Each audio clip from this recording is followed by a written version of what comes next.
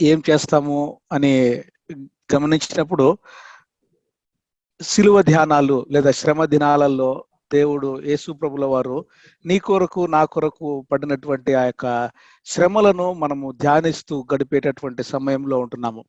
అయితే దయచేసి ఒకసారి గమనించండి, ఈ లేఖనాలలో కూడా చూస్తే కొన్ని పదాలను మనం చూస్తాము. పస్కా పండుగ, పులియని రొట్టెల పండుగ, అలాగే కోతగాల పండుగ. కోతగాల పండుగ కూడా మనము ఇదే సీజన్లో చేసుకుంటా ఉంటాం కదా. అయితే ఈ దినములో దేవుడు మనకిచ్చిన ఈ వాక్య భాగంలో ఈ యొక్క పదాలని కొంచెం మనము లోతుగా ధ్యానించక ముందు మరి ఒకసారి దేవుని యొక్క పాదాల చెంత ఆయన యొక్క సహాయాన్ని కోరుకుందామండి. ప్రేమ కలిగిన పరలోకపు తండ్రి, అత్యంత కృప కనికరములు కలిగినటువంటి గొప్ప దేవ, మీ యొక్క పాద సన్నిధికి వస్తుంటున్నామయ్యా. మీ యొక్క మాటలు వినాలని ఆశపడుతూ ఆరాటపడుతూ అయ్యా, మరి మీ యొక్క మాటలలో మాకు జీవము కలుగుతుందని ప్రభా, మరి మాకు నిత్య జీవాన్ని మీరు ఇస్తారని చెప్పి మరి ఒకసారి ప్రభా మరి గమనిస్తూ గ్రహిస్తూ మమ్మల్ని మీ పాదచిన్నితికి తీసుకొని వస్తూ ఉంటున్నాం అయ్యా. మరి మాట్లాడుతున్నటువంటి మీ బిడ్డను సిలువ చాటును మరుగుపరుచుకొని కేవలము మీరు మాత్రమే మహిమ పొందుతూ మీ యొక్క ప్రభా వాక్యపు వెలుగులో మమ్మల్ని ఉత్తేజపరుస్తూ ప్రభా మరి రివైవ్ చేస్తూ ప్రభా మీకు మీ యొక్క రాకడ కొరకై మమ్మల్ని సిద్ధపరచుమని బ్రతిమాలుకుంటూ చిన్న ప్రార్థన యేసు క్రీస్తు ప్రభుల వారి అతి శ్రేష్టమైన నామంలో అడిగి వేడుకొంచుతున్నాము స్వామి. అయితే దేవుని బిడ్డలారా, ఈ యొక్క లెంట్ సీజన్ అంటే ఈ శ్రమ దినాలను ఏ విధంగా ఇట్లా మనము ఆచరించేదానికి లేదా గమనించేదానికి వచ్చింది అని కొంచెం ఆరిజిన్ ని గురించి నేను మీతో పంచుకోవాలని ఆశపడతా ఉంటున్నాను. గుడ్ ఫ్రైడే రోజైతే ఆ ఒక దినము చాలా దిగాలుగా యేసు ప్రభుల వారు పొందిన శ్రమలను మనము ధ్యానిస్తూ శిలువ పైన మాట్లాడినటువంటి ఆ చివరి 7 మాటలను ధ్యానిస్తూ మన కడపలో అయితే పర్టికులర్ గా మనము పులగము అన్నం చేసుకుంటాం మధ్యాహ్నం 3 గంటలకు పొద్దు నుంచి ఏం తినకుండా. మా ఇంట్లో ఆ పులగము అన్నము అంటే ఆ గుడ్ ఫ్రైడే రోజు మాత్రమే గుర్తొస్తుంది. మేబీ మన ఇండ్లలో చాలా మంది కూడా అట్లా చేసుకుంటా ఉండొచ్చేమో. అయితే ఇది ఎట్లా వచ్చింది అని చూస్తే ఈ గుడ్ ఫ్రైడే నుంచి రెజరక్షన్ అంటే పునరుత్థాన దినం వరకు 3 రోజులు మనము పాటిస్తాము అని చెప్పి కొంతమంది సంఘ పెద్దలు ఆ కాలంలో దాదాపు 325 AD అంటే 3rd సెంచరీలో 325 క్రీస్తు శకము 325 సంవత్సరంలో ఒకసారి చూస్తే వాళ్ళు ఆ నైసియా సూత్రము అని మనం కూడా మన సంఘాలలో చదువుతూ ఉంటాం కదా. కౌన్సిల్ అంటే క్రీడ్ ఆఫ్ నైసియా అనేటటువంటి ఆ క్రైస్తవ సంఘ పెద్దలు ఆ దినాలలో 20 సూత్రాలు 20 రూల్స్ ని తీసుకొని వచ్చిన దాంట్లో ఈ 5th రూల్ ని ఈ లెంట్ సీజన్ గా మనము పాటిద్దాము అని వాళ్ళు తీసుకొని వచ్చారనమాట. అది ఎట్లా అని ఒకసారి గమనించినప్పుడు యేసు ప్రభుల వారు కూడా 40 దినాలు ఉపవాస ప్రార్థనలు చేశారు కదా. కాబట్టి మనం కూడా పునరుత్థాన దినము నుండి వెనక్కి తీసుకుంటే ఒక 40 దినాలు అని చూస్తే మనము ఈ భస్మ బుధవారము యాష్ వెన్స్డే అంటారు కదా, ఆ యాష్ వెన్స్డే వరకు చూస్తే అది 46 దినాలు అవుతుంది. కానీ దాంట్లో ఉన్నటువంటి ఆదివారపు దినాలను మనము స్తుతి దినాలుగా దేవుణ్ణి ఆరాధించే దినాలుగా మనం పరిగణిస్తూ చూస్తే ఎన్ని దినాలు అని వాళ్ళు లెక్క కట్టినప్పుడు 40 దినాలు అని చెప్పి ఆ యాష్ వెన్స్డే నుంచి ఈ సంవత్సరం అయితే ఫిబ్రవరి 22 నుంచి ఏప్రిల్ మాసం వరకు ఈ 40 దినాలు మనము గమనిస్తూ ఉంటాం. అయితే దయచేసి దేవుని బిడ్డలారా ఒకసారి గమనించండి, ఈ 40 అనే దానికి కూడా ప్రాముఖ్యత ఉంది. ఏంటంటే ఈ ఆది కాండము 7వ అధ్యాయము 12వ వచనంలో మనం చూసినప్పుడు 40 పగళ్ళు 40 రాత్రులు నోవాహు కాలంలో ప్రపంచండ వర్షము భూమి మీద కురిసెను అని మనము చూస్తూ ఉంటున్నాం. అలాగే మోషే ఆ కొండ మీద సీనాయి పర్వతం మీద 40 రాత్రులు 40 దినాలు ఉన్నప్పుడు అని కూడా మనం చూస్తూ ఉంటున్నాం. అలాగే ఏలియా జీవితంలో చూస్తే ఆయన కూడా 40 రాత్రులు 40 దినాలు ప్రయాణము చేసి అని ఉంటది. మనము యేసు ప్రభుల వారి జీవితంలో చూస్తే మత్తయి సువార్త 4:2లో కూడా యేసు ప్రభుల వారు 40 దినాలు 40 రాత్రులు ఆ యొక్క ఉపవాసము ప్రార్థనలు చేస్తూ గడిపినటువంటి ఈ 40 అనే సంఖ్యకి కూడా చాలా ప్రాముఖ్యత ఉంది. ఇంకా 40 సంవత్సరాలు ఇశ్రాయేలీయులు తీసుకున్నటువంటి ఇచ్చినటువంటి ప్రయాణ సంవత్సరాలని కూడా మనము చూస్తూ ఉంటున్నాం. అయితే దయచేసి గమనించండి, మనకందరికి కూడా తెలుసు మనకు 4 కాలములు ఉంటాయి అని. చలికాలము, వసంత కాలము, వేసవి కాలము, ఆకురాలు కాలము అని.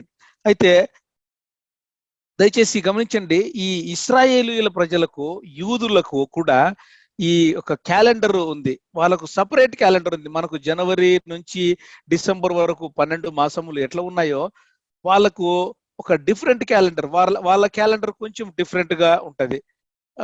ఆ క్యాలెండర్ ప్రకారము చూసినప్పుడు వాళ్ళు కూడా ఈ 4 కాలాలను బట్టి ఉన్నటువంటి ఆ యొక్క 4 కాలాలలో వారికి అంటూ లేఖనాలలో వ్రాయబడినటువంటి కొన్ని పండుగలను గురించి లేఖనాలలో మనం చూస్తే 7 పండుగలు, 7 బిబ్లికల్ ఫీస్ అని ఆ యొక్క 7 పండుగల గురించి కొద్దిగా ఈ దినము మనము ధ్యానించుకోవాలని నేను ఇష్టపడతా ఉంటున్నానండి. ఈ 7 పండుగలు ఇశ్రాయేలీలు లేక యూదులు పాటించేటటువంటి, ఇప్పుడు కూడా అనుసరించేటటువంటి ఈ 7 పండుగలను గురించి కొద్ది మాటలు నేను మీ మధ్యకు తీసుకురావాలని ఇష్టపడతా ఉంటున్నాను. ఆ 7 పండుగలు ఏవి అంటే పస్కా పండుగ, పులియని రెట్టల పండుగ, కోతకాల పండుగ, పెంతుకోస్తు పండుగ, పర్ణశాల పండుగ, ప్రాయశ్చిత్తార్థ దినము, అలాగే బాకా ఊదేటటువంటి బాకా ఊదినప్పుడు వాళ్ళు జరిగించుకునేటటువంటి పండుగ. ఈ 7 పండుగల గురించి నా మాటలు నేను ఎందుకు తీసుకొని రావాలని ఇష్టపడుతుంటున్నానంటే, యాక్చువల్ గా ఈ పండుగలు మనము ఈ గుడ్ ఫ్రైడే, ఈస్టర్ చేసే ఈ సీజన్ లో కూడా ఈ రైట్ సైడ్ ఉండే ఈ 4 పండుగలు వస్తాయన్నమాట. ఆ యొక్క ఈ స్ప్రింగ్ మాసంలో, అంటే ఈ స్ప్రింగ్ ఈ యొక్క వసంత కాలపు సమయములలో వాళ్ళు జరుపుకునే పండుగలు లేఖనాలలో ఇశ్రాయేలీయుల ప్రజలకు దేవుడు లిఖించినటువంటి ఆ యొక్క మనము కొన్ని వచనాలను కూడా ఇప్పుడు చూడబోతా ఉంటున్నామండి. ఏంటి అంటే ఇవన్నీ కూడా రాబోవు వాటి ఛాయ, అది ఒక షాడో. అయితే నిజ స్వరూపము ఎక్కడ ఉన్నది అని మనం చూసినప్పుడు ఆ నిజ స్వరూపము క్రీస్తు ప్రభుల వారిలో ఉన్నది. ఆ యొక్క ఈవెన్ పండుగలు కూడా లిఖింపబడి ఉన్నాయి. ఆ లిఖింపబడినటువంటి పండుగలు ఏ విధంగా నెరవేర్చబడుతా ఉన్నాయో కూడా మనము ఈ యొక్క దినంలో చూడాలని నేను ఇష్టపడతా ఉంటున్నాను. మొట్టమొదటిగా మనము వసంతకాలపు పండుగలు. ఆ వసంతకాలపు పండుగలు ఎన్ని అని మనం చూసినప్పుడు 4 పండుగలండి. ఆ 4 పండుగలు ఏవి అంటే Passover, unleavened bread, first fruits, Pentecost. ఈ 4 పండుగలను ఒక కేటగిరీగా వసంతకాలపు పండుగలు అని వారు ఆచరిస్తారు. ఈ 4 వసంతకాలపు పండుగలను మనం ఒకసారి చూసుకుంటే పస్కా పండుగ, పులియని రొట్టెల పండుగ, కోతకాల పండుగ, పెంతెకోస్తు పండుగ అనేటువంటి ఈ 4 పండుగలను ఇంక కొంచెము లోతుగా మనం ఒకసారి గమనిస్తే ఈ 2023లో కూడా మనము ఏ విధంగా ఆ పాస్ ఓవర్ ని మనము జరుపుకుంటూ ఉంటున్నాము అని మనం గమనిస్తే, దయచేసి దేవుని బిడ్డలారా, నిర్గమాకాండము 12:13లో ఈ విధంగా ఉంటది కదా. ఇశ్రాయేలీల ప్రజలు ఆ దినములో ఐగుప్తు దేశము నుండి, ఆ ఐగుప్తు ప్రజల నుండి వారు కానానుకు ప్రయాణమైపోయేటటువంటి ఆ దినాలలో వారి యొక్క ఇండ్ల ద్వారబంధముల మీద ఎవరైతే ఆ యొక్క రక్తమును పూసుకొని ఉంటారో, ఆ రక్తము పూయబడి ఉంటదో, ఆ ఇంటి నుంచి ఆ సంహారకపు దూత దాటివేయబడిపోతా ఉంటదన్నమాట. వారిని ఏమాత్రం నశింప చేయకుండా దాటిపోయి వేరే ఇంటికి వెళ్ళిపోయేటటువంటి ఆ యొక్క సన్నివేశము మనము నిర్గమాకాండము 12:13లో చూస్తూ ఉంటున్నాం. ఆ యొక్క 43వ వచనంలో చూసినప్పుడు ఆ దినాన్ని వారు ఏ దినమైతే ఆ యొక్క ఐగుప్తు దేశము నుండి వారు బయటికి వస్తుంటున్నారో ఆ దినమును గుర్తు చేసుకోవాలి అని చెప్పి దేవుడు ఒక ఆచరణని, ఒక పండుగగా వారికి గుర్తు చేస్తా ఉన్నారండి. దానినే పస్కా పండుగ అని వాక్య భాగంలో రాయబడి ఉంటుంది. లేవికాండము 23:5లో మొదటి నెల 14వ దినమున సాయంకాలమందు యెహోవా పస్కా పండుగ జరుగును. కాబట్టి ఆ మొదటి నెల మనకైతే జనవరి మొదటి నెల అనుకుంటాము, కానీ వాళ్లకు మార్చి ఏప్రిల్ ఆ 2 మాసాలలో అంటే వారి యొక్క క్యాలెండర్ మారుతా ఉంటది అనమాట. దానిని బట్టి వారి యొక్క పండుగ ఆ మాసములో స్టార్ట్ అవుతుందండి. ఇప్పుడు కూడా వాళ్ళు చేసుకుంటా ఉంటారు. కాబట్టి ఆ 14th డే 14వ దినము ఈవినింగ్ నుంచి 15వ దినము స్టార్టింగ్ అప్పుడు ఎందుకు అంటే వారు ఐగుప్తు దేశం నుండి వారు బయటికి వచ్చిన ఆ యొక్క దినాన్ని వారు గుర్తు చేసుకుంటూ గుర్తు చేసుకుని ఉండాలని చెప్పి ఇశ్రాయేలీల ప్రజలకు నిర్గమాకాండము 12:22లో కూడా మనం చూస్తుంటున్నాం కదా. కాబట్టి ఆ ఆచరింపదగిన రాత్రి ఇదే అని చెప్పి దేవాది దేవుడు వారికి ఒక పండుగనుగా వారికి అనుగ్రహిస్తా ఉన్నారండి. అయితే దయచేసి గమనించండి, నిర్గమాకాండము 12వ అధ్యాయంలో ఇంగ్లీష్ లో నేను చదువుతున్నప్పుడు గమనించిన ఆ యొక్క మాటలు ఏంటివంటే 12వ అధ్యాయము 3వ వచనంలో ఏమని ఉంటదంటే, ఒక గొర్రెపిల్ల, ఆ ల్యాంబ్, ఒక గొర్రెపిల్లను మీరు అని వధించి దాని యొక్క రక్తాన్ని మనము మీరు ద్వారబంధముల మీద రాయండి, మీ యొక్క వాకిటి ద్వారబంధముల మీద పూసుకోండి అని చెప్పి రాయబడి ఉంటది. అయితే 4వ వచనం వచ్చేవాళ్ళకి యువర్ ల్యాంబ్ అంటే నీకంటూ లేదా మీ కుటుంబానికంటూ ఒక ల్యాంబ్ అని ఉంటది. కానీ 5వ వచనంలోకి వచ్చినప్పుడు ది ల్యాంబ్ అని ఉంటది.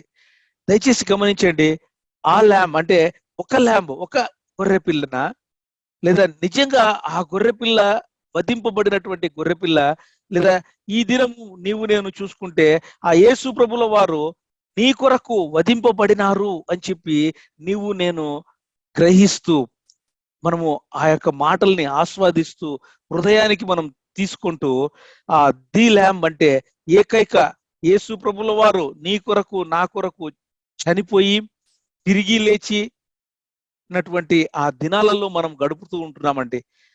ఆ యేసు ప్రభుల వారు నిజంగా నీ కొరకు నా కొరకు చనిపోయారని, నీ కుటుంబం కొరకు మన కుటుంబం కొరకు ఆ యేసు ప్రభుల వారి యొక్క రక్తము మన ఇంటి ద్వారబంధముల మీద ఈ రోజు పోయబడి ఉన్నదా లేదా మరి ఒకసారి యేసు ప్రభుల వారు తన యొక్క ఈ యొక్క సాక్రిఫైస్ ని మనకు గుర్తు చేస్తా ఉంటున్నారండి.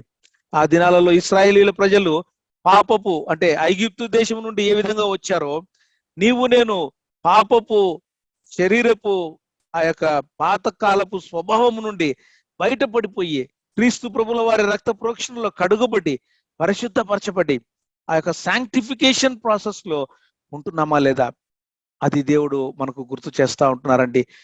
కొరింథీ 5:7లో ఉంటది కదా, క్రీస్తు ప్రభుల వారు మన పస్కా పశువుగా వధింపబడెను.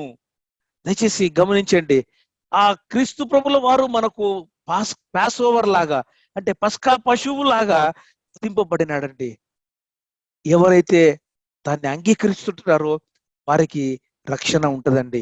ఆ దినాలలో ఇశ్రాయేలీయుల ప్రజల్లో ఆ ఎవరి ద్వారబంధముల మీద ఆ రక్తము లేదో సంహారపుకు దూత వాళ్ళ ఇంట్లో ఉండే వాళ్ళందరినీ సంహరించేసిందండి.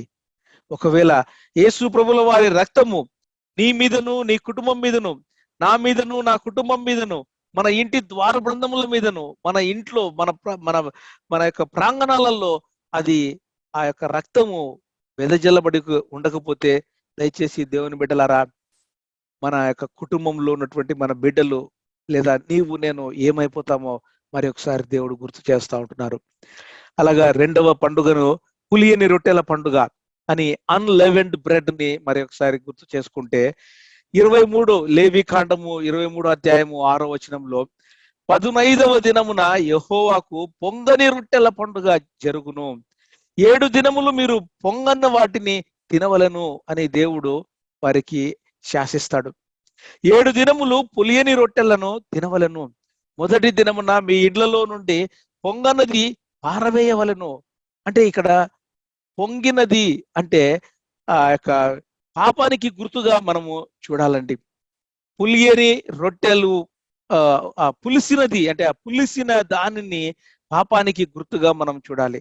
కాబట్టి ఇక్కడ చూడండి, ఆ పులియని రొట్టెల పండుగ అంటే పొంగని పులియే యొక్క పులుసు అంటే పులిసి ఉన్నటువంటి దానిని పాపముగా మనం చూసినప్పుడు 2 రీజన్స్ మనకు గుర్తొస్తాయండి. హిస్టారికల్ గా ఇశ్రాయేలీల ప్రజలు వారు దేవునికి లోబడినారు.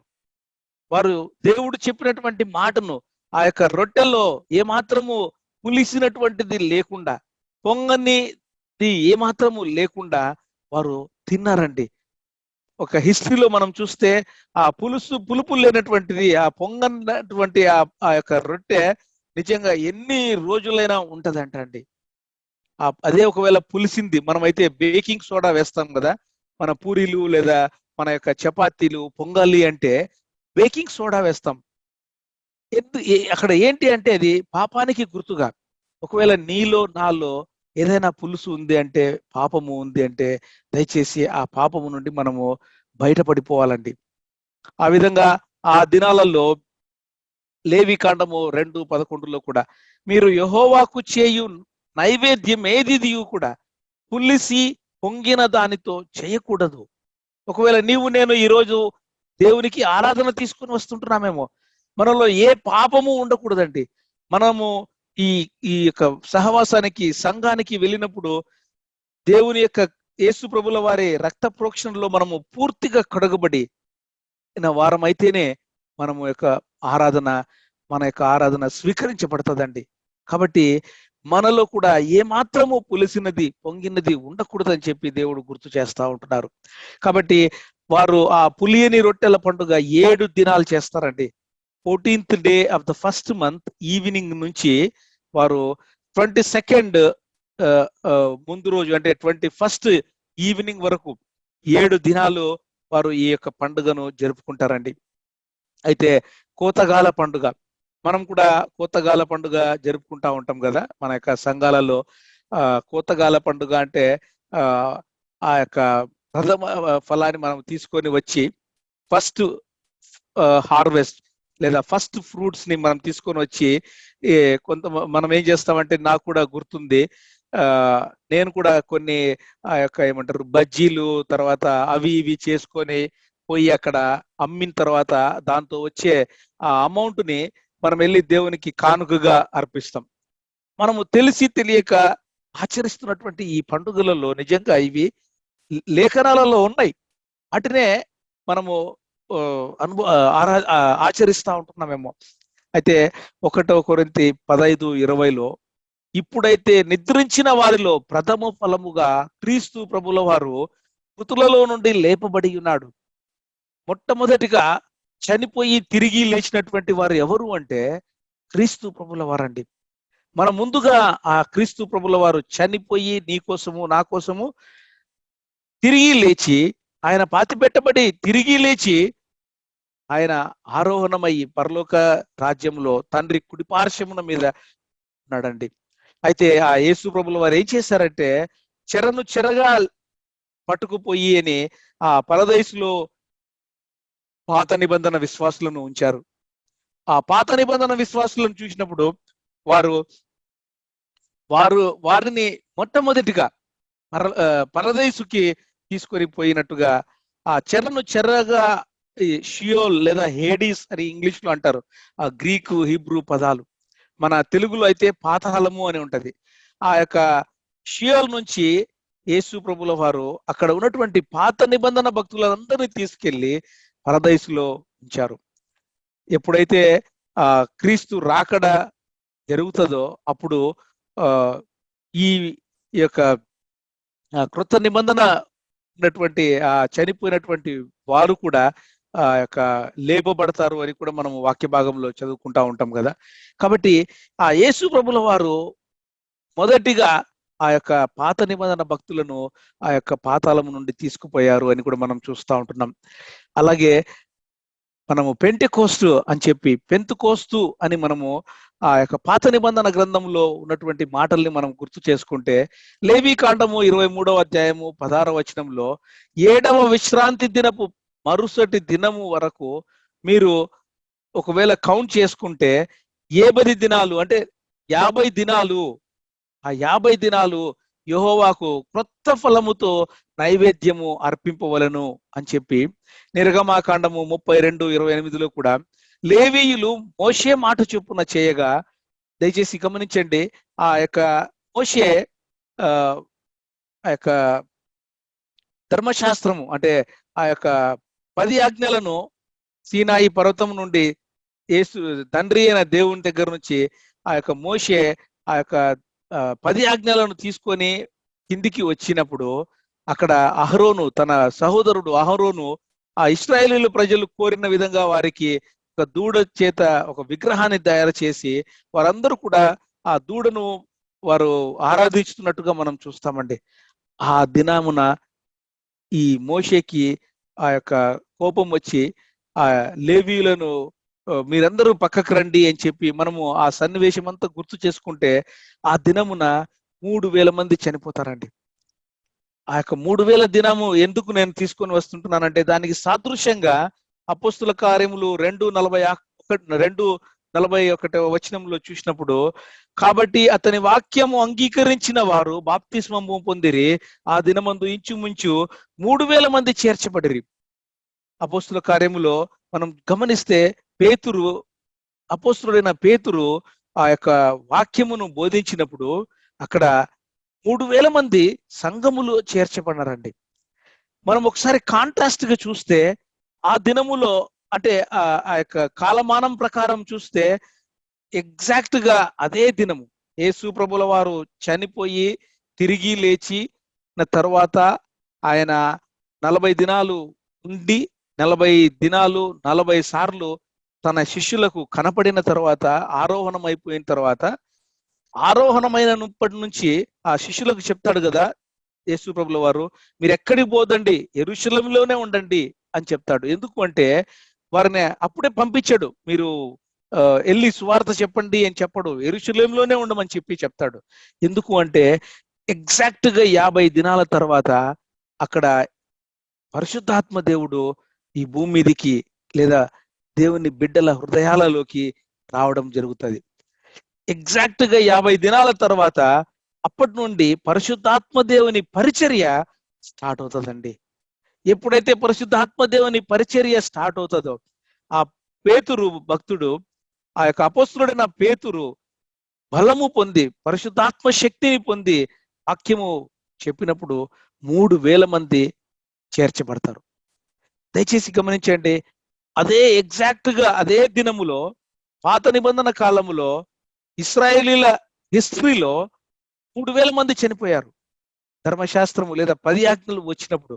కానీ పరిశుద్ధాత్మ దేవుడు ఈ భూమి మీదికి లేదా నీ హృదయంలోకి నా హృదయంలోకి వచ్చిన రోజు అనేక మంది దేవుని యొక్క సంఘములోకి చేర్చబడినారు. కాబట్టి ఈ విధంగా ఆ కాంట్రాస్ట్ ని అంటే ఆ ఏం జరిగింది అని చెప్పి వాటిని మనము దయచేసి గమనిస్తే, దయచేసి దేవుని బిడ్డలారా చూడండి, ఈ స్ప్రింగ్ ఫీస్ట్ అంటే ఈ వసంతకాలపు పండుగలను 4 మనము గమనించాం కదా. ఆ 4 పండుగలను మనం ధ్యానించినప్పుడు అవి యేసు ప్రభుల వారి మొదటి రాకడలో నెరవేర్చబడినటువంటి పండుగలుగా మనము కాంట్రాస్ట్ గా మనం చూడొచ్చండి. ఆ డిఫరెన్సెస్ ని మనం చూసినప్పుడు దయచేసి గమనించండి. వసంతకాలపు పండుగలు ఎన్ని అని మనం నేర్చుకున్నాం? 4. పస్కా పండుగ, పులియని రొట్టెల పండుగ, కోతకాల పండుగ, పెంతుకోస్తు. ఈ 4 వసంతకాలపు పండుగలు క్రీస్తు ప్రభుల వారి మొదటి రాకడలో అవి నెరవేర్చబడినాయి అని చెప్పి మనము చాలా చక్కగా వాక్య భాగంలో చూడొచ్చండి. ఎట్లా అంటే దయచేసి గమనించండి, ఆ యొక్క పస్కా పండుగ ఇశ్రాయేలు జరిపించుకున్నటువంటి ఆ యొక్క పస్కా పండుగను చూస్తే ఆ గొర్రెపిల్ల బలి ఇచ్చి వారు దార్బంధములలో ఎప్పుడైతే వారు పూసుకుంటారో ఆ యొక్క రక్తము, అదే దినమున ఆ యొక్క మాసములో యేసు ప్రభుల వారు నీ కోసం నా కోసము పస్కా పశువుగా వధింపబడతారు. అలాగే 2వ పండుగను మనము దయచేసి గమనించినప్పుడు అన్‌లెవెన్డ్ బ్రెడ్, ఈ యొక్క మొదటి పండుగ యేసు ప్రభుల వారి మరణమునకు సూచిస్తుందండి, డెత్. తర్వాత 2వ పండుగ ఆయన యొక్క బరియల్ అంటే యేసు ప్రభుల వారి భూస్థాపనకు మన యొక్క పాప స్వభావము కూడా భూస్థాపించబడి, అంటే పాప స్వభావము, మనము శరీర స్వభావము, శరీరాన్ని మనము చంపుకొని మనము బరీ చేసినటువంటిగా, అంటే ఈ పాతకాలపు ఈ పాపపు స్వభావాన్ని మనము భూస్థాపన చేయాలి అని చెప్పి దేవుడు మనల్ని కోరుకుంటూ జరిగించుకునే పండుగ అది. అలాగే మూడవ పండుగను చూసినప్పుడు ఫస్ట్ ఫ్రూట్స్, అంటే కోతకాల పండుగ, ఆ యొక్క యేసు ప్రభుల వారి పునరుత్థానానికి అది సూచనగా మనము దయచేసి గమనించాలండి. నాలుగవదిగా చూస్తే ఆ యొక్క పెంతెకోస్తు పండుగ. అందుకే కదా నీవు నేను దేవుణ్ణి ఎట్లా ఆరాధన చేస్తున్నాం? ఆత్మతోనూ సత్యముతోనూ. ఎందుకు ఆరాధన చేయగలుగుతున్నాం అట్లా? పరిశుద్ధాత్మ దేవుడు మనలో ఉంటూ, మనలో ఆ యొక్క పరిశుద్ధాత్మ దేవుడు నీలో నుండి నాలో నుండి ఆ యొక్క మూలుగులతో మనకు ప్రార్థన అయితేనేమి, ఆరాధన అయితేనేమి తండ్రికి సమర్పించే ఆ ఇన్స్పిరేషన్ ని మనకు తండ్రి పరిశుద్ధాత్మ దేవుడు తీసుకొని వస్తా ఉంటున్నారు. అది ఎప్పుడు జరిగింది అంటే యేసు ప్రభుల వారు ఆరోహణమైన ఎగ్జాక్ట్ గా 50 దినాల తర్వాత, ఎగ్జాక్ట్ గా 50వ దినమున జరిగిందండి. కాబట్టి అదే లా వచ్చినప్పుడు, అంటే ఆ 10 ఆజ్ఞలు మోషేకి వచ్చినప్పుడు ఎగ్జాక్ట్ గా 50 దినాల తర్వాత ఏ విధంగా అయితే 3000 మంది చనిపోయారో, కానీ పరిశుద్ధాత్మ దేవుడు ఈ భూమి మీదకి వచ్చినప్పుడు 3000 మంది సంఘంలోకి చేర్చబడ్డారు. దయచేసి గమనించండి ఈ కాంట్రాస్ట్. అంటే పాత నిబంధన గ్రంథములో లేదా పాత నిబంధన భక్తులు లేదా ఇప్పుడు కూడా ఇంకా ఇశ్రాయేలీలు లేదా యూదులు యేసు ప్రభుల వారిని మెస్సయ్యగా అంగీకరించినటువంటి వారు జరుపుకునే ఆ పండుగలు ఒకవేళ వాక్య భాగంలో ఉన్నాయేమో, కానీ న్యూ కవెనెంట్ అంటే క్రొత్త నిబంధన కాలములో క్రొత్త నిబంధన ని మనము స్వీకరించి క్రీస్తు ప్రభుల వారిని సొంత రక్షకునిగా అంగీకరించిన మనము ఏ విధంగా వాటిని సాదృశ్యంగా తీసుకొని మనము పరిగణలోనికి తీసుకోవాలి అని చెప్పి దేవుడు మరి ఒకసారి గుర్తు చేస్తా ఉంటున్నారు. అయితే దయచేసి గమనించండి దేవుని బిడ్డలారా, వసంతకాలపు పండుగలు 4 పండుగల గురించి చూసుకున్నాం. అయితే రెండవదిగా ఆకురాలపు పండుగ. అయితే ఈ వసంతకాలపు పండుగలు, రాళ్ళు కాలపు పండుగలు, స్ప్రింగ్ ఆటమ్ అని 2 కాలముల మధ్య ఒక కాలం ఉందండి. అదే ఏంటంటే వేసవి కాలము. ఆ వేసవి కాలమును మనము ఎట్లా గమనించాలి, ఎట్లా పరిగణించాలి అంటే సంఘపు కాలము, చర్చ్ ఏజ్, నీవు నేను ఉండేటటువంటి కాలం అండి ఇది. ఆ వసంత కాలముకు ఆకురాల కాలముకు మధ్యలో ఉండే ఆ ఇంటర్వెల్, ఆ వేసవి కాలము అంటే ఆ సంఘ కాలము, ఆ చర్చ్ ఏజ్ లో నీవు నేను ఉంటున్నాం. అంటే దాని మీనింగ్ ఏంటంటే నెక్స్ట్ మనము చూసుకోబోయే ఆ 3 పండుగలు వాక్యానుసారముగా ఇంకా అవి ఫుల్ఫిల్ కాలేదండి. అవి ఇంకా నెరవేర్చబడలేదు. అవి నెరవేరబోయే పండుగలు. ఆ నెరవేరబోయే పండుగల గురించి దయచేసి నేను మీకు ఒక్కసారి వినిపించాలని చెప్పి ఆశపడతా ఉంటున్నాను. ఆ ట్రంపెట్స్, డే ఆఫ్ అటోన్మెంట్, టెబర్నాకిల్ అంటే బాకా ఊదడము, తర్వాత అలాగే పరిహారార్థ బలి యొక్క దినము, అట్లనే మూడవదిగా కూడా మనము గమనిస్తే పర్ణశాల పండుగ. ఆ 3 పండుగల గురించి ఒక్కసారి మనము దయచేసి చూసుకోవాలని చెప్పి. అయితే ఈ పండుగలు, ఈ ఆటం అంటే ఆకురాల్ కాలపు పండుగలు వాక్యములో ఇశ్రాయేలీల ప్రజలు వాక్యానుసారంగా వారు ఆచరిస్తుంటున్నారేమో, కానీ ఇంకా అవి నెరవేర్చబడలేదండి. క్రొత్త నిబంధన కాలంలో ఇంకా నెరవేర్చబడలేదు. దయచేసి గమనించండి, ఈ యోవేలు 2:15 కూడా ఉంది కదా, సియోనులో బాకా ఊదుడి, ఉపవాస దినము ప్రతిష్ఠించుడి, వ్రత దినము నియమించి ప్రకటన చేయుడి అని యోవేలు 2:15 కూడా మనం చూస్తూ ఉంటున్నాం.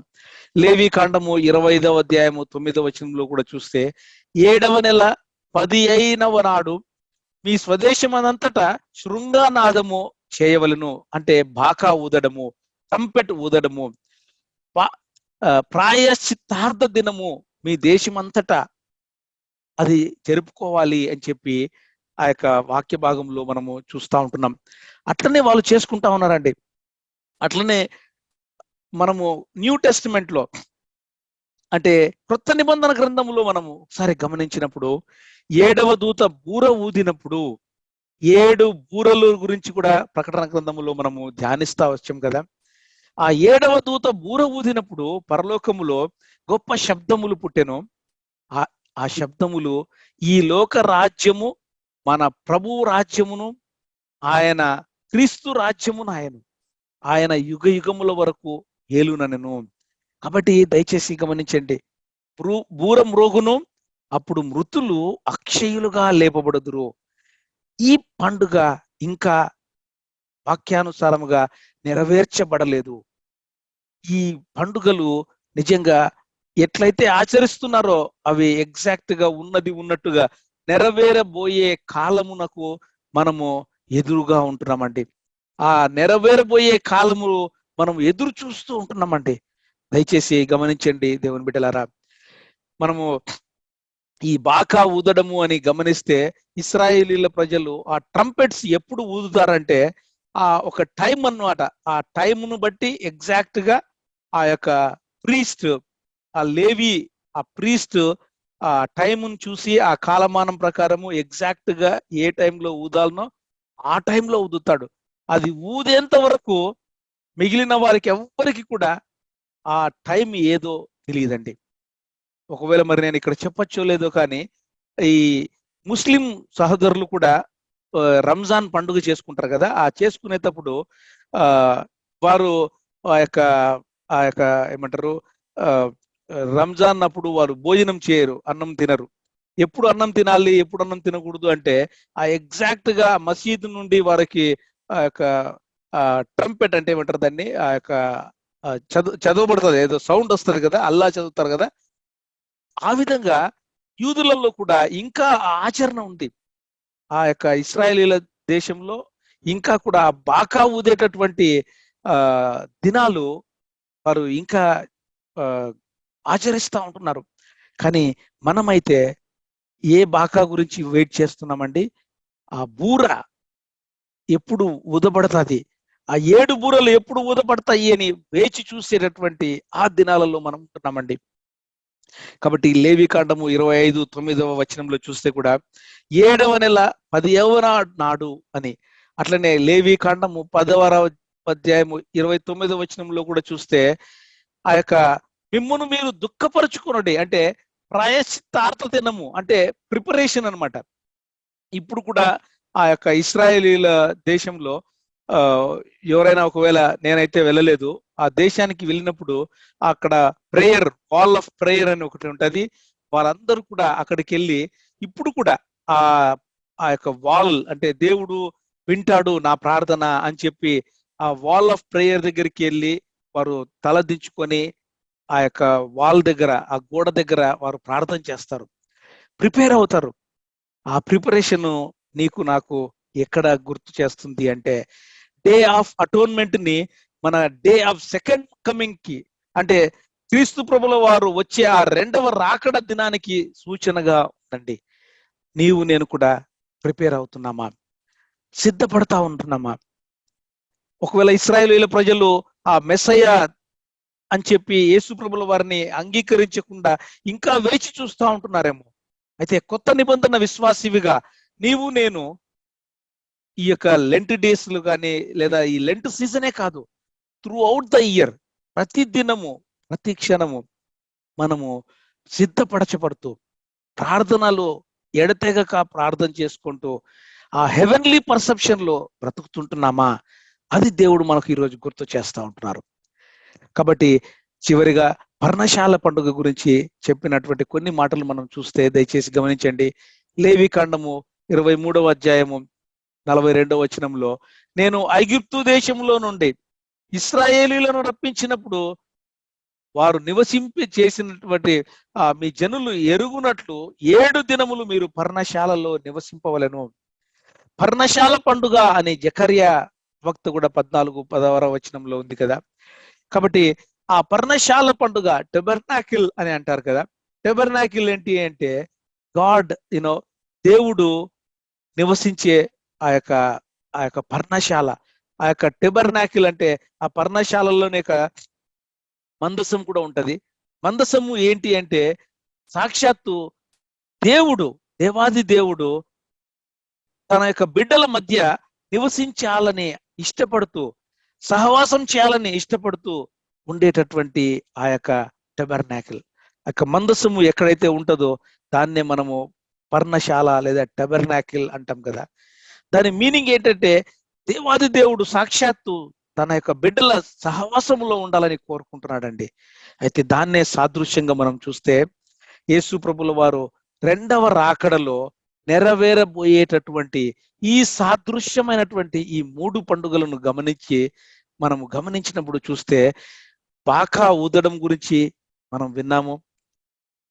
నేను ఆ 7 బూరలు ఊదేటటువంటి ఆ ఊదినప్పుడు జరిగేటటువంటి సమయాల గురించి సిద్ధపరచబడుతూ ఆచి వేచి చూస్తూ ఉంటున్నామా? ఎత్తబడే గుంపులో ఆ ర్యాప్చర్ గురించి మనము వేచి చూస్తూ ఉంటున్నామా? అటువంటి హెవెన్లీ పర్సెప్షన్ ని నేను కలిగి ఆ పర్స్పెక్టివ్ వరల్డ్ లో మనము పెరగాలని చెప్పి దేవుడు గుర్తు చేస్తూ ఉంటున్నారండి. ఆ యొక్క డే ఆఫ్ అటోన్మెంట్ అని ఇశ్రాయేలీయుల ప్రజల వారు ఇంకా ఏ విధంగా అయితే ఆచరిస్తుంటున్నారో, ఆఖరి దినాలలో యేసు ప్రభుల వారు తిరిగి రానైనటువంటి ఆ ఆఖరి దినాలలో నేను సిద్ధపడతా ఉంటున్నామా? ఆ సిద్ధపరచబడేటువంటి దినాలుగా ఏదో లెంట్ సీజన్ లో మాత్రమే ఈ 40 దినాలు లేదా 3 దినాలు లేదా గుడ్ ఫ్రైడే దినం మాత్రమే ఏదో ఆచరణలో, మన గుడ్ ఫ్రైడే రోజు అయితే కడపలో నాకు తెలిసి ఏమంటారు, కిరణ్ అన్న అది వేస్తాడు కదా, అది ఏమంటారు, సిలువ 7 రోడ్స్ దగ్గర నుంచి మన చర్చి వరకు సిలువ కార్యం కూడా వారు చేస్తారు. ఆ వాటి కోసము ఆ పండుగలో లేదా ఆ ఆచరణలో లేదా ఆచారాలలో నేను నిమగ్నమైపోయి ఆ 3 దినాలు ఏదో మార్నింగ్ అంటే బాధతో ఉంటూ తిరిగి ఈస్టర్ అయిపోతానే మళ్ళీ మన దినాలలో మనము గడిచిపోయేటటువంటి దినాలు బిజీ డేస్ లో ఉంటున్నామా లేదా సిద్ధపరచబడతా ఉంటున్నామా? అట్లా ఉండాలని చెప్పి దేవుడు గుర్తు చేస్తా ఉంటున్నారండి. ఎందుకు అంటే ఆ పర్ణశాల పండుగ ఏమైతుంది అంటే 1000 ఏండ్ల పరిపాలన ఎప్పుడైతే జరుగుతుందో ఆ మొత్తము మానవ జాతి అందరం కూడా 1000 ఏండ్ల పరిపాలనలో క్రీస్తు ప్రభువుల వారు ఏలేటటువంటి ఆ యొక్క రాజ్యములో ఆ గొప్ప పర్ణశాల పండుగ ఎప్పుడు జరుగుతుంది అంటే ఆ మిలీనియల్ 1000 ఏండ్ల పరిపాలనలో ఆ యొక్క మొత్తము అంటే చాలా గొప్ప పర్ణశాల పండుగ జరగబోతా ఉంటుందండి. ఆ పర్ణశాల పండుగ కోసము నేను వేచి ఉంటున్నామా? సిద్ధపరచబడుతూ ఉంటున్నామా? దయచేసి గమనించండి. ఇంకా పాత నిబంధన భక్తుల వల్లే మనము ఏదో పండుగలు ఉన్నాయి కదా అని పండుగ ఆచరణలలో కాకుండా జరగబోయేటటువంటి క్రీస్తు ప్రభుల వారి రెండవ రాకడలో జరగబోయే ఆ 3 పండుగలను కూడా మనము ఆ యొక్క గమనములో పెరుగుతా ఉంటున్నామా అని దేవుడు గుర్తు చేస్తా ఉంటున్నారు. దయచేసి గమనించండి. యేసు ప్రభుల వారి మొదటి రాకడలో నెరవేర్చబడినటువంటి 4 పండుగల గురించి చూసాము. అలాగే యేసు ప్రభుల వారి రెండవ రాకడలో నెరవేరబోయేటటువంటి సాదృశ్యమైనటువంటి 3 పండుగల గురించి చూసాము. నేను ఎట్లా బ్రతుకుతా ఉన్నాం? మన పరిస్థితి ఎట్లా ఉంది? నేను ఎట్లా ఉంటున్నామంటే, నేను ఒకసారి మీకు గుర్తు చేస్తే, మనం బర్త్డే వచ్చిందంటే చాలా బిజీగా మన బర్త్డేస్ చేసుకుంటామండి. మన ఫిజికల్ బర్త్డేని ఎంత ఘనంగా చేసుకుంటామో మన ఆత్మీయ బర్త్డేని ఎప్పుడైనా గుర్తు చేసుకుంటున్నామా? మనం ఎందుకు స్పిరిచువల్ బర్త్డేని ఇంకా ఎక్కువ ఘనంగా చేసుకోకూడదు? ఏ దినమైతే యేసు ప్రభుల వారిని అంగీకరించామో ఆ దినమున నిజంగా ఆ దినమే కదా మనకు చాలా ఇంపార్టెంట్. అవును, భూమి మీద మనం బ్రతికేము, దేవుడు మనకు గిఫ్ట్ ఆఫ్ లైఫ్ ని ఇచ్చాడు. అయితే గిఫ్ట్ ఆఫ్ సాల్వేషన్ అనేది ఇంకా గొప్పది కదా. అలాగే బాప్తిస్మము, మనము యానివర్సరీ డేస్ ని చాలా బాగా జరుపుకుంటామండి. కానీ బాప్తిస్మం తీసుకున్న రోజును, దేవా నేను లోకానికి చనిపోయినాను అని డిక్లేర్ చేస్తా ఉన్నాను, నేను శరీరాన్ని చంపుకొని బ్రతుకుతా ఉంటున్నాను అని డిక్లేర్ చేసిన దినమును గుర్తు చేసుకొని నిజంగా దానికి దానికి తగినట్లుగా మనము బ్రతుకుతా ఉంటున్నామా, అది గుర్తు చేసుకోవాలి అని చెప్పి దేవుడు గుర్తు చేస్తా ఉంటున్నారు. అదే రిటైర్మెంట్ డేస్, తర్వాత ఇంకా ఇట్లా చాలా చాలా డేస్ ని మనం బాగా గుర్తు చేసుకుంటాం. డెత్ డే అంటే మన పూర్వీకులు ఎవరైనా చనిపోయి ఉంటే పలానా వాళ్ళు, మన తాత ముత్తాత లేదా అబ్బా నాయన తండ్రి తల్లి వాళ్ళు చనిపోయిన దినాలైతే సంవత్సరాలకు అది గుర్తు పెట్టుకుంటాం. అంటే నేను ఎందుకు ఈ డేస్ ని మీకు గుర్తు చేస్తుంటున్నానంటే, ఈ పండుగలు లేదా ఈ దినాలను జరుపుకునేటటువంటి ఆ మైకములో లేదా ఆ యొక్క ఆచరణలోనే మనం పెరుగుతా ఉంటున్నామా, లేదా ఆత్మీయమైన వెలుగులో ఉన్నటువంటి ఆ దినాలను, లేదా ఇంకా క్రీస్తు ప్రభుల వారి యొక్క రాకడలో జరగబోయేటటువంటి పండుగల గురించి మనం వేచి ఉంటున్నామా అని నేను మన మధ్య దేవుడు గుర్తు చేస్తా ఉంటున్నారండి. ఇది జరుపుకోకూడదు అని నేను అనడం లేదు. వాటికంటే ముఖ్యంగా ఆత్మీయమైన విషయాల మీద మనం ఇంకా గొప్పగా మన యొక్క దృక్పథము ఉండాలని చెప్పి దేవుడు మనకు ఈ యొక్క వాక్యపు వెలుగులో తీసుకొని వస్తూ ఉంటున్నారు. మన పరిస్థితి ఎట్లా ఉంది? ఎందుకు ఈ మాటలు నేను మీతో మాట్లాడుతున్నానంటే, గలతీయులకు రాసిన పత్రిక 4:10లో మీరు దినములను, మాసములను, ఉత్సవ కాలములను, సంవత్సరములను ఆచరిస్తూ ఉంటున్నారేమో. అయితే దాన్ని ముందు వచనం ఒకసారి గమనించండి. 9వ వచనం మనం గమనిస్తే, ఇప్పుడు మీరు దేవునిని ఎరిగిన వారు. దానికంటే ఇంకా ముఖ్యంగా గమనించండి, గ్రీన్ లెటర్స్ లో ఉంది, మరి విశేషముగా దేవుని చేత ఎరుగబడిన వారై ఉంటున్నారు. మనము దేవుణ్ణి ఎరగడమే కాదండి, దేవుని చేత ఎరుగబడిన వారమై అని వాక్య భాగంలో ఉన్నట్లుగా. అవును, యేసు ప్రభుల వారిని స్వంత రక్షకునిగా అంగీకరించిన నీవు నేను ఆయనను వెంబడిస్తూ ఉంటాం. కానీ అంతకంటే ఇంకా ఎక్కువగా ఆయనను ఫాలో చేయడం కంటే ఎక్కువగా ఆయనతో కలిసి నీవు నేను నడుస్తూ ఉంటున్నామా? ఫాలోయింగ్ కంటే వాకింగ్ ఇంకా ఎక్కువగా ఇంపార్టెన్స్, హై ప్రయారిటీగా ఇక్కడ దేవుడు గుర్తు చేస్తూ ఉంటున్నారు. ఫాలో మీ అని యేసు ప్రభుల వారు ఆ యొక్క శిష్యులకు చెప్పారు. వారు ఫాలో చేశారు, 12 మంది, తర్వాత 12 మంది అపోస్తులు. కానీ ఇస్కరియోతు యూదా ప్రక్కన పెడితే ఇంకా అపోస్తులుడైన పౌలు అయితేనేమి, తర్వాత ఇంకొక దేవుని యొక్క అపోస్తులుడు చేర్చబడినప్పుడు అయితేనేమి, దయచేసి గమనించండి దేవుని బిడ్డలారా, వాళ్ళు ఆయనతో కలిసి నడిచినారు, ఆయనతో కలిసి నడిచినారనమాట. కాబట్టి నీవు నేను జస్ట్ ఫాలోవర్స్ గా ఉంటున్నామా, లేదా are we really walking with the Lord? ఆయనతో కలిసి నడుస్తుంటున్నామా? ఆయనతో కలిసి నడవడము అంటే యేసు ప్రభుల వారు నీతో వస్తుంటున్నారండి. యేసు ప్రభుల వారు నీతో వచ్చేటటువంటి జీవనము జీవిస్తూ ఉంటున్నామా, లేదా స్వంత జీవితము ఈ పండుగలలో నిమగ్నం అయిపోయి ఆ పండుగలను ఆచరిస్తూ ఉంటున్నామా? 2 కొరింథీ 3:6 వచనంలో మనం గమనిస్తే, ఆయన మమ్మును క్రొత్త నిబంధనకు అనగా అక్షరమునకు కాదు, ఆత్మకే పరిచారకుల మగుటకు మాకు సామర్థ్యము కలిగించున్నాడు అని చెప్పి పౌలు భక్తుడు కొరింథీయులకు చెప్తా ఉంటారు. ఎందుకు అంటే అక్షరము చంపును, కానీ ఆత్మ జీవింప చేయును. ఒకవేళ నీవు నేను ఆ యొక్క లేఖనాలను ఊరికే చదువుకొని మన యొక్క మనసులలో పెట్టుకుని ఉంటున్నామా, లేదా ఆత్మానుసారంగా జీవిస్తా ఉంటున్నామా? ఆ ఆత్మానుసారమైనటువంటి జీవితం జీవించాలని, క్రొత్త నిబంధన జీవితము జీవించాలని చెప్పి దేవుడు గుర్తు చేస్తా ఉంటున్నారండి. ఎందుకు అంటే ధర్మశాస్త్రము పాపమనగా ఎట్టిదో తెలియపరుస్తుందండి. అంటే థర్మామీటర్ను మనం గమనించినప్పుడు థర్మామీటర్ ఏం చేస్తుంది, మనకు టెంపరేచర్ ఎంత ఉంది అని చెప్తుంది అంతే. కానీ మన జ్వరాన్ని తగ్గించదు. జ్వరం తగ్గాలి అంటే మనము టాబ్లెట్ వేసుకోవాలి, పారాసెటమాల్, తర్వాత ఇట్లాంటి టాబ్లెట్ వేసుకోవాలి. ఆ టాబ్లెట్ ఏంటి? క్రీస్తు ప్రభుల వారి రక్తము. పరిశుద్ధాత్మ దేవుడు మనల్ని పరిశుద్ధపరుస్తూ క్రీస్తు ప్రభుల వారి స్వరూపంలోనికి తీసుకొని వచ్చేటటువంటి ఆ యొక్క మనస్సు మనకు కావాలండి. క్రీస్తు ప్రభుల వారి మనసు కావాలి. ఏదో వాక్యం తెలుసు కదా అని చెప్పి వాక్యంలో మనము పెరగడమే కాకుండా వాక్యానుసారంగా గ్రహిస్తూ జీవించాలని చెప్పి దేవుడు గుర్తు చేస్తా ఉంటున్నారు. ఈ విధంగా కొన్ని పాత నిబంధన అంటే ఓల్డ్ కవనెంట్ కి న్యూ కవెనెంట్ కి కొన్ని వ్యత్యాసాలని మీ ముందర నేను తీసుకొని రావాలని ఇష్టపడతా ఉంటున్నాను. కొంచెం ఇన్ఫర్మేషన్ ఎక్కువగా ఇక్కడ ఉంటది. కొన్ని స్లైడ్స్ ని నేను ఆ స్లైడ్స్ ని మీ ముందర పెడతాను. అన్ని నేను ఎక్స్ప్లెయిన్ చేయను. మీకు కావాలంటే తర్వాత ఈ యొక్క స్లైడ్స్ ని మీరు తీసుకోమని నేను కోరుకుంటున్నానండి.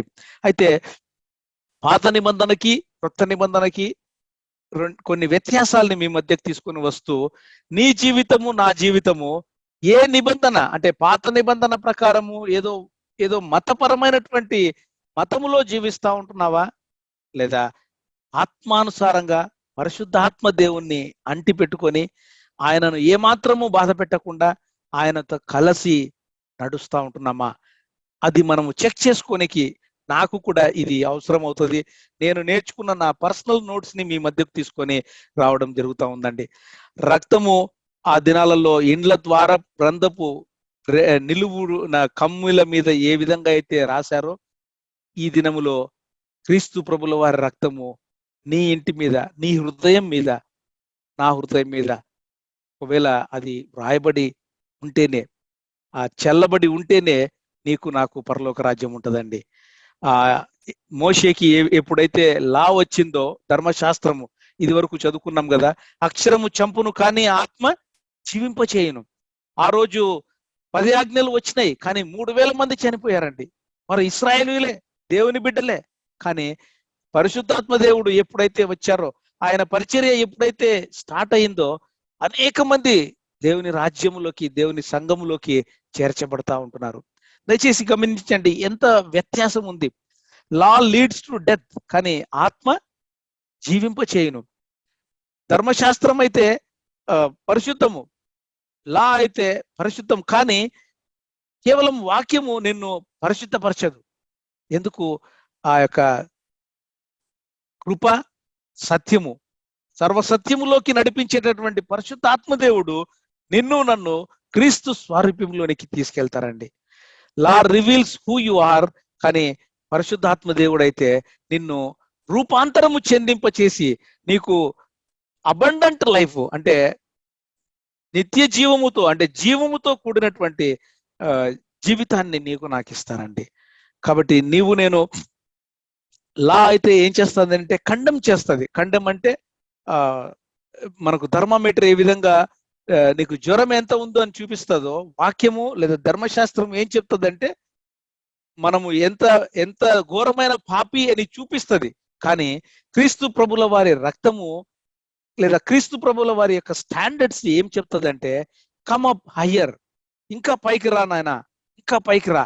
అందుకే కదా నాకు ఇక్కడ ఈ సహవాసం గురించి నేను అతిశయోక్తిగా నేను చెప్పలేను, కానీ నాకు బాగా నచ్చేటటువంటి ఇది ఏంటి అంటే, వారములో కనీసము 3 దినాలు, వారానికి 3 దినాలు ఈ విధంగా 1.5 గంట దేవుని పాదాల చెంత వాక్యము మనము ధ్యానిస్తూ, ప్రతి దినము కూడా ప్రార్థనలో 1-2 గంటలు గడుపుతూ ఉంటూ ఉన్నారండి మీరందరూ కూడా.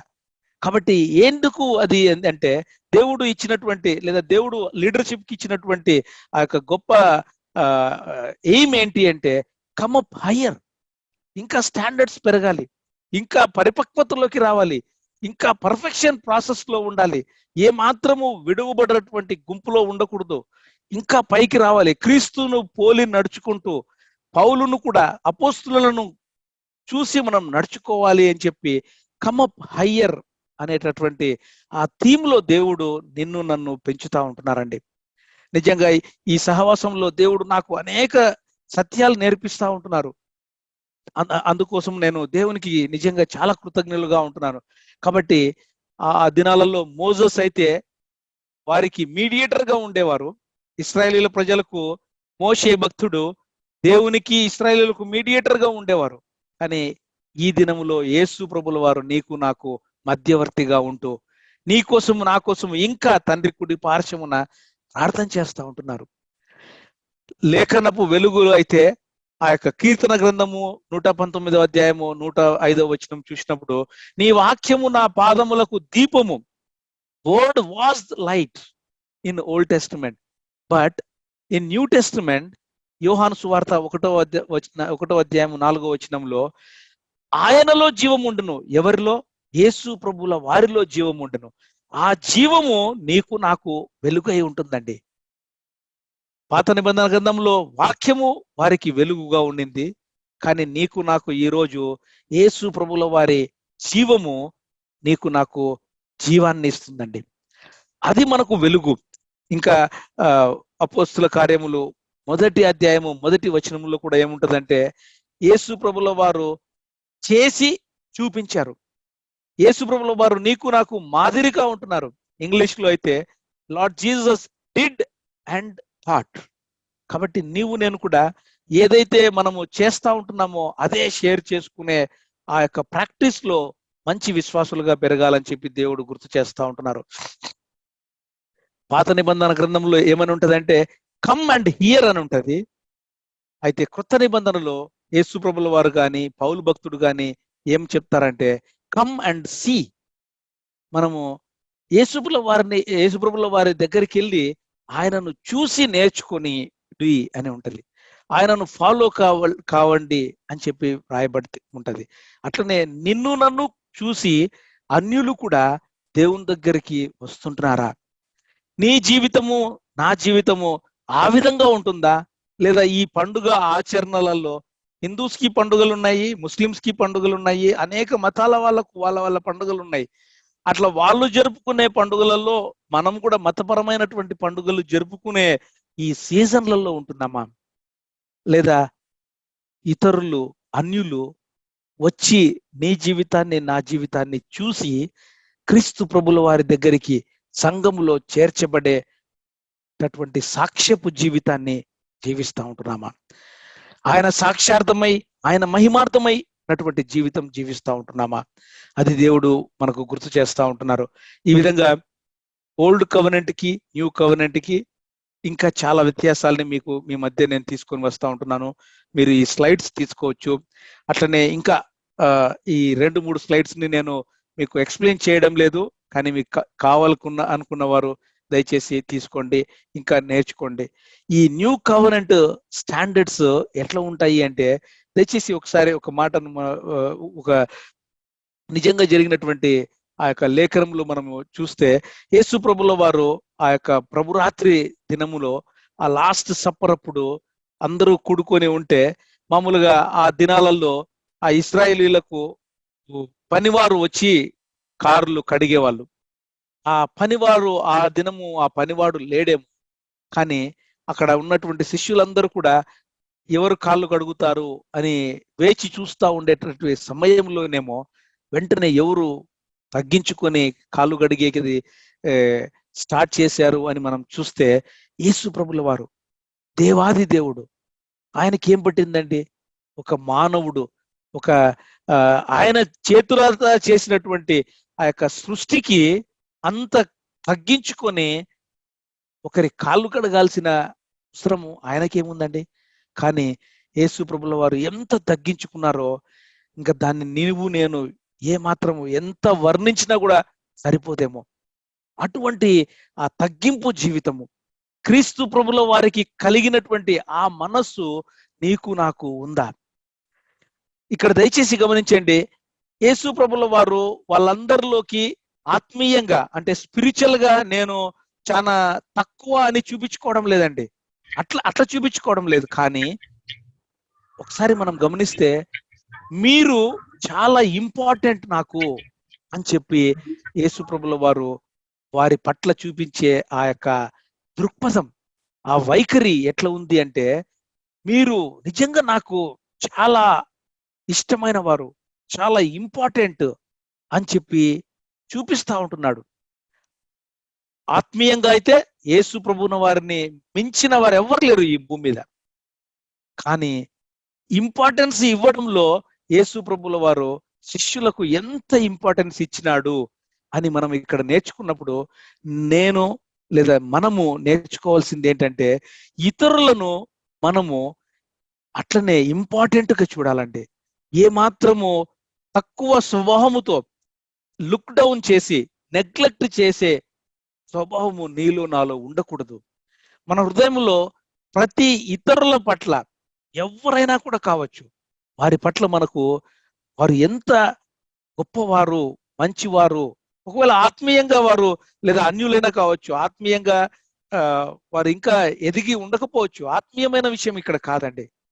అవతల వాళ్ళను మనము ఇంపార్టెన్స్ ఇస్తూ వాళ్ళను దేవుని రాజ్యంలోకి తీసుకొని రావాలని చెప్పి ఇక్కడ నేర్చుకోవాల్సిన అంశము. కాబట్టి క్రీస్తు ప్రభుల వారికి కలిగిన అటువంటి మనసు నీకు నాకు ఉందా? లేదా మన హృదయములో గర్వముగా పరిసయ్యుల వలె నేనే గొప్పోణ్ణి, నేను నాకంటే మించినోడు ఎవరు లేరు, అది ఆ గర్వము మన హృదయంలో ఎవరికి వాళ్ళకి తెలుస్తుంది, నేను చాలా గొప్ప కదా అనేటటువంటి ఫీలింగ్ వస్తుంది. ఒకవేళ అట్లా వస్తుందేమో వెంటనే మనల్ని మనం చంపుకొని క్రీస్తు ప్రభుల వారి ఆ యొక్క రక్త ప్రోక్షణలో కడుగుబడి అయ్యా నన్ను క్షమించండి అని చెప్పి మనము మన మన హృదయంలో కూడా మనము పరిచయుల వల్లే ఆ ధర్మశాస్త్రాన్ని లేదా పాత నిబంధన వల్లే మనము ఉండకూడదని చెప్పి దేవుడు గుర్తు చేస్తా ఉంటున్నారు. పరిచయుల దారి అయితే నరకం వైపు, యేసు ప్రభుల వారి మార్గం అయితే నిత్య జీవం వైపు ఉంటది అని చెప్పి దేవుడు గుర్తు చేస్తా ఉంటున్నారు. ఎందుకంటే పరిచయులు కూడా నీలాగా నాలాగా సంఘానికి వెళ్ళేవారు, ప్రార్థన చేసేవారు, ఉపవాస ప్రార్థనలు చేసేవారు, లేఖనాలు చదివేవారు. కానీ యేసు ప్రభువుల వారు లేదా అపోస్తుల జీవితంలో చూస్తే వారు కూడా సంఘానికి వెళ్ళేవారు, వారు కూడా ప్రార్థన చేసేవారు. కానీ వారు చేసి చూపించారు. నీవు నేను ఆ ఒబీడియన్స్ని, ఆ అప్లికేషన్ని, అటువంటి పరిశుద్ధమైన జీవితాన్ని జీవిస్తూ వేరే వాళ్ళకి మనము నిజమైన మాదిరికరమైన జీవితం జీవిస్తుంటున్నామా? చివరిగా కొత్త నిబంధన అంటే ఇక్కడ 4 అంశాలను మీ మధ్యకు తీసుకొని రావాలి అని ఇష్టపడతా ఉంటున్నాను. న్యూ కవెనెంట్ లైఫ్, కొత్త నిబంధన జీవితము జీవిస్తా ఉంటున్నావా? లేదా ఇంతవరకు చూసినటువంటి ఆ పాత నిబంధన ఆచారములో, మతపరమైనటువంటి ఆచారంలో, ఈ పండుగలు కూడా మతపరమైన పండుగలలో నిమగ్నమైపోయి ఈ పండుగలలో బిజీగా పండుగలు చేసుకుంటూ ఉంటున్నావా?